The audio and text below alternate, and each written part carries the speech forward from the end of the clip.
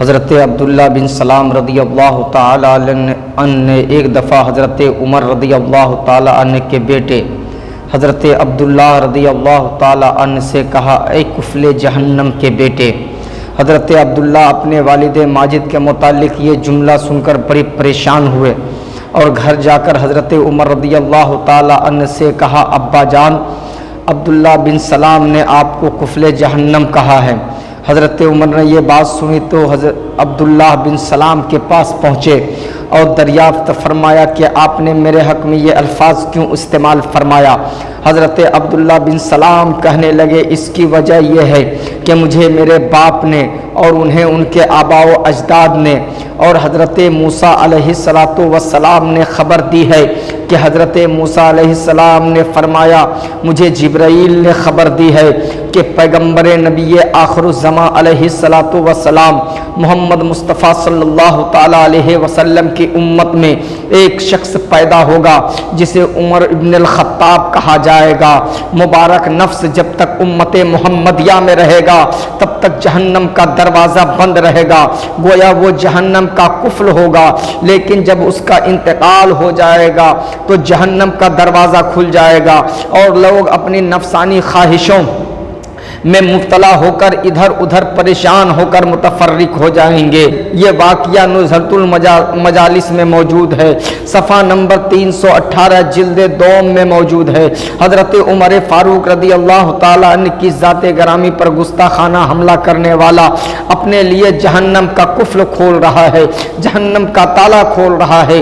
حضور علیہ السلام ایک جنگ سے واپس تشریف لائے تو ایک لڑکی نے آ کر عرض کی، یا رسول اللہ، میں نے نظر مانی تھی کہ اللہ تعالیٰ میدان جنگ سے آپ کو بخیریت واپس لائے تو میں آپ کے سامنے دب بجاؤں گی اور گاؤں گی۔ حضور صلی اللہ علیہ وسلم نے فرمایا، اگر تم نے یہی نظر مانی ہے تو اپنی نظر پوری کر لو۔ چنانچہ وہ لڑکی دب بجانے لگی۔ اتنے میں حضرت ابو بکر صدیق رضی اللہ تعالیٰ عنہ تشریف لائے اور وہ لڑکی دف و دستور بجاتی رہی۔ پھر حضرت عمر رضی اللہ تعالی عنہ بھی تشریف لے آئے تو اس لڑکی نے فوراً دف کو رانوں کے نیچے چھپا لیا اور خود اس دف کے اوپر بیٹھ گئی۔ حضور علیہ السلام یہ بات دیکھ کر فرمانے لگے، عمر، شیطان تجھ سے بہت ڈرتا ہے۔ یہ لڑکی میرے سامنے دف بجاتی رہی مگر تجھے دیکھ کر اس نے دف کو چھپا لیا۔ یہ حضرت عمر فاروق رضی اللہ تعالی عنہ کا دبدبا ہے کہ شیطان آپ کے وجود سے ڈرتا ہے، بلکہ وہ آپ کا نام بھی سن لے تو کانپ اٹھتا ہے۔ اور یہ بھی معلوم ہوا کہ حضور صلی اللہ تعالی علیہ وسلم مختار ہیں، جس کو جو چاہے جس بات کی چاہے اجازت دے دے۔ حضور علیہ السلام جب معراج سے واپس تشریف لائے تو فرمایا، میں نے جنت میں ایک بہت بڑا محل دیکھا ہے جس کے صحن میں ایک دفعہ کا ذکر ہے۔ حضرت عمر فاروق رضی اللہ تعالی عنہ نے مدائن کسرا میں ایک لشکر بھیجا۔ جب لشکر دجلہ کے کنارے پر پہنچا وہاں کوئی جہاز اور کشتی نہ تھی جس کے ذریعہ پار ہوتے۔ سعد بن ابی وقاص رضی اللہ تعالی عنہ جو اس لشکر کے جنرل تھے اور خالد بن ولید رضی اللہ تعالی عنہ نے لشکر سے آگے بڑھ کر فرمایا، اے دریا، اگر تو حکم الہی سے چلتا ہے تو ہم تجھے حرمت نبی صلی اللہ علیہ وسلم اور عدل عمر کا واسطہ دیتے ہیں، تو ہمیں راستہ دے دے تاکہ ہم بآسانی پار ہو جائیں۔ یہ کہہ کر ان دونوں باہمت جرنلوں نے اپنے گھوڑے دریا میں ڈال دیے۔ جب چار جان نثار اور وفادار لشکر نے اپنے سرداروں کے گھوڑے دریا میں دیکھے تو سب نے دفتن گھوڑوں کو باغیں چھوڑ دی اور دریا میں کود پڑے۔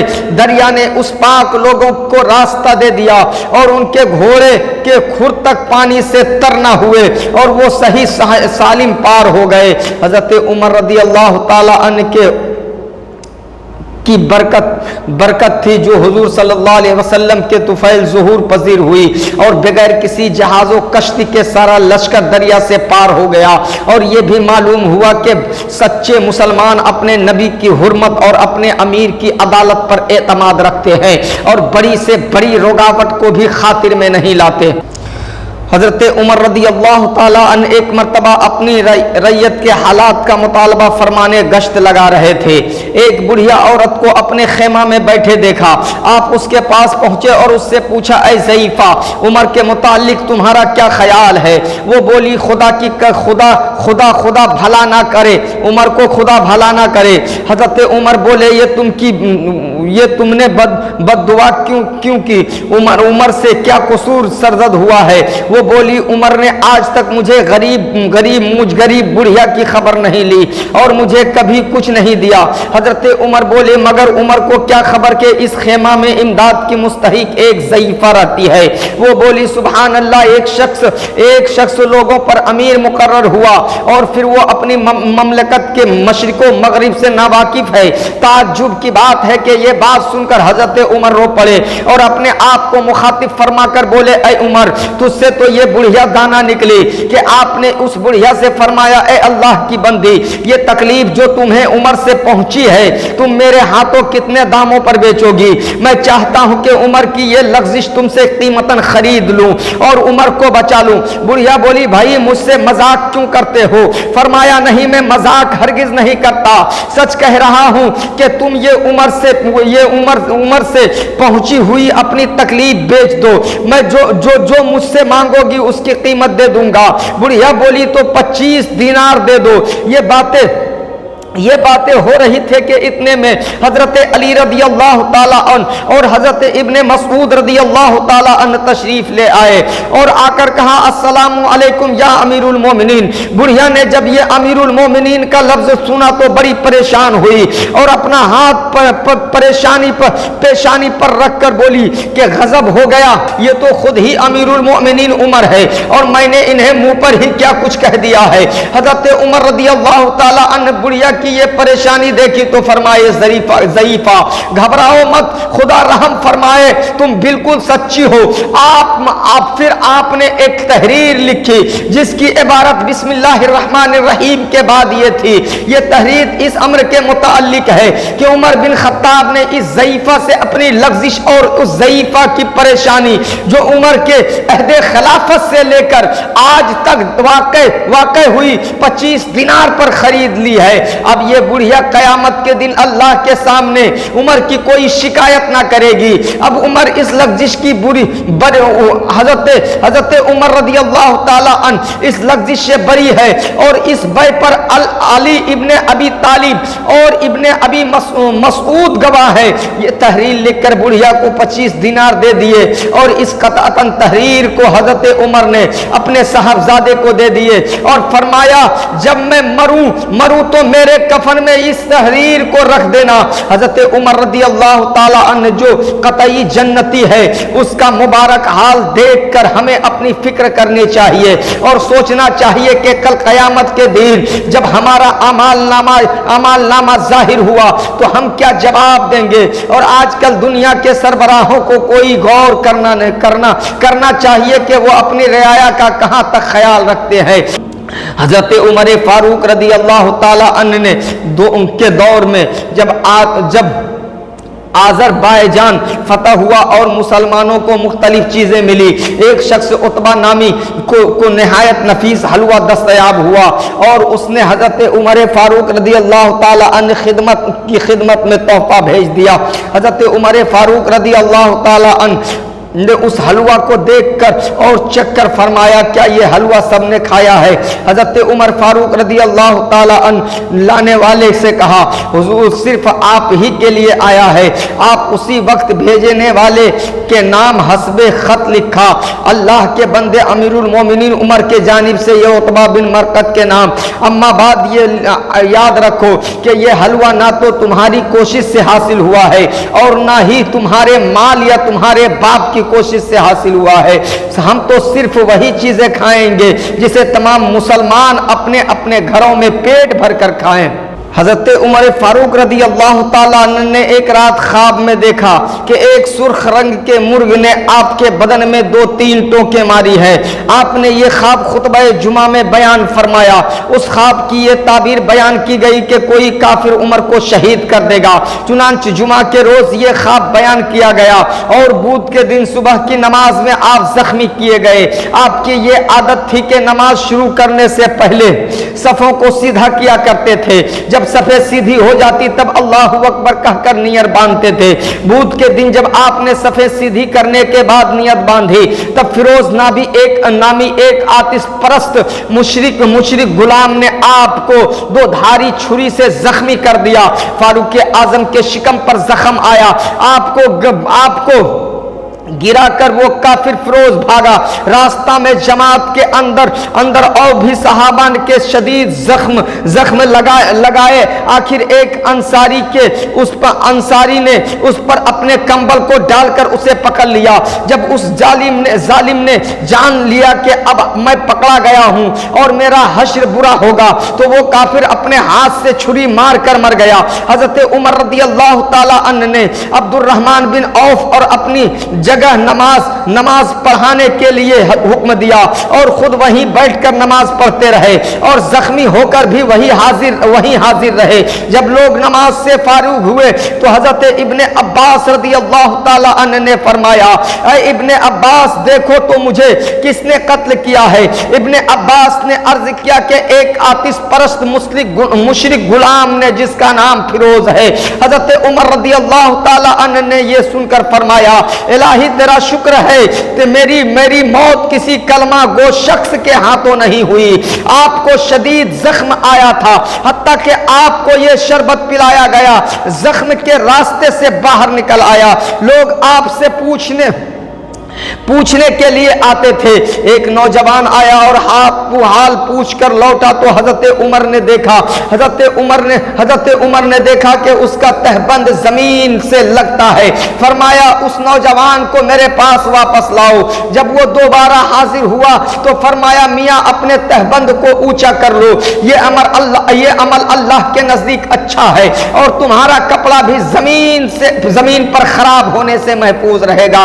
جب آپ کی حالت زیادہ خراب ہو گئی تب آپ نے اپنے صاحبزادے حضرت عبداللہ سے فرمایا، بیٹا تم ام المومنین حضرت عائشہ صدیقہ رضی اللہ تعالی عنہا کے پاس جاؤ اور ان سے میرا سلام کہہ کر عرض کرنا کہ عمر نے آپ سے اذن چاہا ہے کہ آپ اپنے حجرہ میں حضور علیہ الصلوۃ والسلام کے پیروں میں دفن ہونے کی اجازت فرمائے۔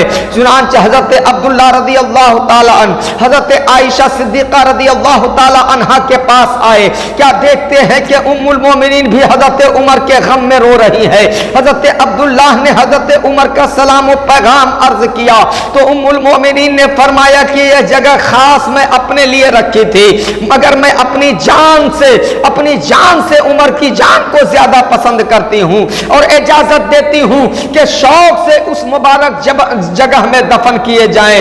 جب حضرت عبداللہ یہاں سے اجازت لے کر واپس آئے اور حضرت عمر کو اس کا اجازت دینا سنایا تو حضرت عمر نے فرمایا الحمدللہ اجازت مل گئی ہے، مگر اے عبداللہ تم ایک کام کرنا، جس وقت میں مر جاؤں میرے جنازہ کو تیار کر کے پھر حضرت عائشہ صدیقہ رضی اللہ تعالی عنہا کے سامنے لے جا کر رکھنا اور یہ کہنا کہ اس وقت عمر کا جنازہ حاضر ہے اور آپ سے اجازت چاہتا ہے۔ اگر اس وقت بھی اجازت فرمائے تو اندر دفن کر دینا، مجھے اندیشہ ہے کہ شاید کچھ میرے لحاظ سے اجازت دی ہو، اس لیے بعد وفات پھر اجازت لے لینا۔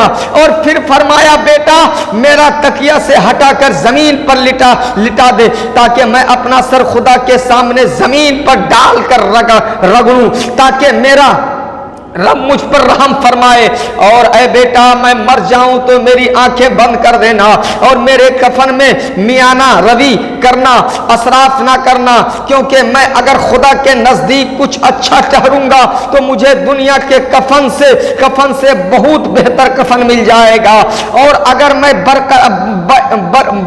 برا قرار دیا گیا تو یہ بھی میرے پاس نہ رہے گا۔ بیٹا اگر سارے جہان کی دولت اور سامان اس وقت میرے पास होता तो मैं उसे क़यामत के दिन की घबराहट से निजात पाने के लिए खैरात कर देता। ये सुनकर हजरत इब्ने अब्बास रज़ी अल्लाह ताला अन्हु ने फरमाया कि कसम अल्लाह की, मैं तो आपके मुतालिक ये यकीन रखता हूँ कि आप तो बराए नाम ही क़यामत की हौलनाक चीजें देखेंगे, क्योंकि आप अमीरुल मोमिनीन है, अमीनुल मोमिनीन है, सैयदुल मोमिनीन है। आप किताबुल्लाह से और निहायत इंसाफ से फैसला करने वाले हैं। हजरत उमर रदी अल्लाह ताला अन्हु को हजरत इब्ने अब्बास की यह तकरीर बहुत पसंद आई और सख्त तकलीफ के बावजूद जोशो शौक में उठकर बैठ गए और फरमाया, ऐ इब्ने अब्बास, क्या तू इन बातों की शहादत क़यामत के दिन अल्लाह के सामने देगा? हजरत इब्ने अब्बास ने फरमाया, हाँ मैं दूंगा। ये सुनकर हजरत उमर को इत्मीनान हुआ। उसके बाद बहुत ही नसीहतें वसीयतें फरमाई और इंतकाल फरमाया। इन्ना लिल्लाहि व इन्ना इलैहि राजिऊन। फिर आपके जनाजा को तैयार करके हजरत आयशा सिद्दीक़ा रज़ी अल्लाह ताला अन्हा के हुजरा शरीफ के सामने लाकर रख दिया गया। बाआवा से बुलंद अर्ज किया, ऐ उम्मुल मोमिनीन, ये जनाजा उमर का हाजिर है, अब फिर आपसे इजाजत मांगता है, अगर हुक्म हो तो हुजरा शरीफ में दफन किया जाए। हजरत उम्मुल मोमिनीन रोती थी और फरमाती थी, मैं खुशी से आज फिर हजरत उमर को इजाजत देती हूँ। चुनांच आपको हुजरा शरीफ में हुजूर के कदमों में दफन किया गया। जिस दिन हजरत उमर का इंतकाल हुआ उस दिन सूरज को गहन लगा, सारे मदीना में अंधेरा हुआ। इस तरह लोगों का रोना, उधर सूरज का सियाह होना एक मार्का एक कयामत का नजर आता था। मदीना के बच्चे अपनी माओ से पूछते थे, ऐ माँ, क्या आज कयामत है? माएँ कहती थी कि नहीं, आज अमीरुल मोमिनीन उमर का इंतकाल हो गया है।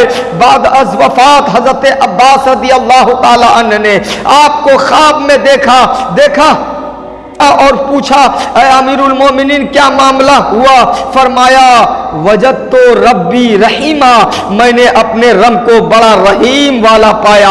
हजरत उमर रदी अल्लाह ताला अन्हु का कतई जन्नती होने के बावजूद खौफ इलाही देखिए कि किस तरह अल्लाह के हुजूर हाजिर होने से खशियत का इजहार फरमाते थे। और नज़ा का आलम है मगर खिलाफे शरअ बात नहीं कर देख सकते और नौजवान को तहबंद ऊंचा बांधने की नसीहत फरमाते हैं। मालूम हुआ कि मुसलमान को बहरहाल शरीयत का पाबंद और शरीयत के खिलाफ हर बात से बेजार रहना चाहिए और अल्लाह के हुजूर हाजिर होने से डरते रहना चाहिए। और ये भी मालूम हुआ कि सिद्दीक़ अकबर की तरह फारूक आजम भी बड़े ही खुशकिस्मत थे कि उन्हें भी हुजूर के साथ ही दफन होने की जगह मिल गई।